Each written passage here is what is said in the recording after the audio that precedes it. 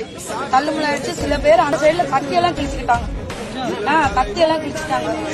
This is one complaint from lot of general public. After the commotion started, some miscreants used a knife. And they were opposite side. Miscreants were trying to create wound for people. Randomly they were doing this. Where was she standing? Akka, நீங்க எங்க நின்னீங்க? நாங்க இந்த ditchல விழுந்தோம். அக்கா fell into the ditch.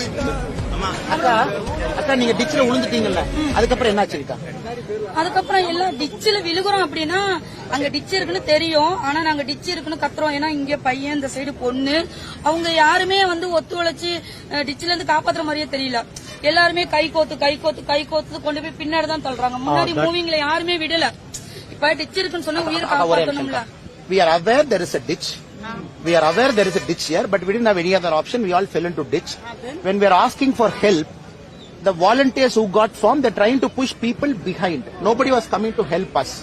So a lot of people fell into the ditch. People were holding each other's hand. They were trying to push the crowd in the road towards front and back. ஃபுல்லாவே முன்னாடி வரதுக்கு chance, no chance. ஃபுல்லாவே ரோட்ல இருந்து இப்படிதான் பின்னாடி தான். இப்ப ஹெல்ப் பண்ணி காப்பாத்தணும் அப்படின்னா என்ன பண்ணும்? காப்பாத்தணும். The crowd was falling like this. The crowd was falling to the side. People are pushing crowd in this side. So all of us were pushed to the side. அந்த மூவ் பண்றது கொஞ்சம் கூட